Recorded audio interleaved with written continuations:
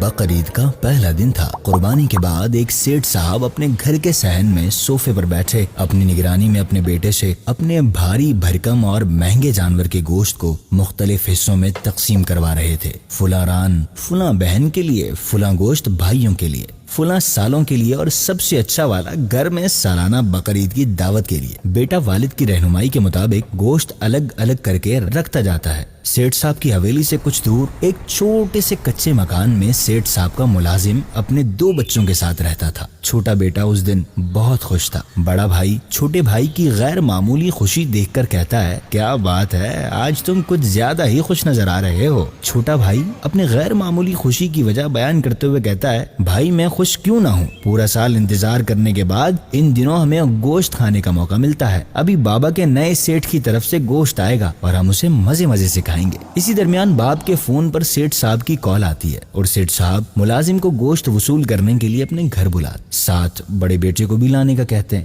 ملازم سمجھ جاتا ہے کہ گوشت زیادہ ہونے کی وجہ سے سیٹھ صاحب نے بڑے بیٹے کو ساتھ لانے کا کہا ہے۔ ملازم اپنے بیٹے کے ساتھ سیٹھ صاحب کی حویلی پر پہنچ جاتا ہے۔ بیٹا حویلی دیکھ کر بولتا ہے، بابا جتنا بڑا آپ کے سیٹھ صاحب کا گھر ہے اتنا ہی بڑا ان کا دل بھی ہے۔ سیٹھ صاحب بڑے اچھے انداز سے ان کا استقبال کرتے ہیں اور گوشت سے بھری 2 بھاری بھاری تھیلیاں ان کے ہاتھوں میں تھما دیتے ہیں۔ باپ بیٹے شکریہ کے ساتھ وہاں سے روانہ ہونے لگتے ہیں۔ سیٹھ صاحب پیچھے سے آواز دیتے ہیں اور کہتے ہیں، مجھے اور میرے گھر والوں کو اپنی دعاؤں میں یاد رکھنا۔ ملازم شکریہ ادا کرتے ہوئے بیٹے کے ساتھ وہاں سے روانہ ہو جاتا ہے، اپنے گھر پر پہنچتا ہے۔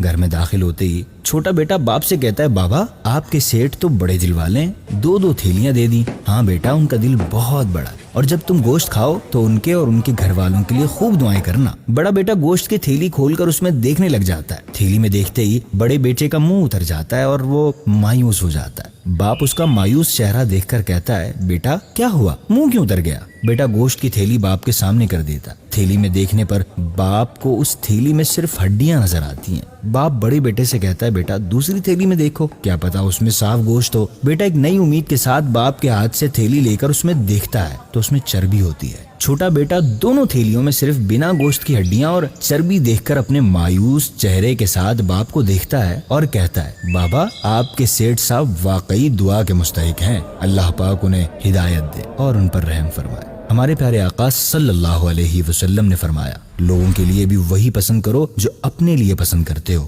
جو اپنے لیے ناپسند کرتے ہو اسے دوسروں کے لیے بھی ناپسند کرو۔ مستحب اور بہتر یہ ہے کہ قربانی کے گوشت کے 3 حصے کیے جائیں۔ البتہ اگر کوئی شخص اپنے قربانی کے جانور کا سارا گوشت خود ہی رکھ لے تو اس پر کوئی گناہ نہیں، لیکن یاد رکھیں قربانی کا موقع اللہ پاک کی رضا حاصل کرنے کا بہترین موقع ہے۔ مستحقین میں گوشت تقسیم کر کے اللہ پاک کی رضا حاصل کی۔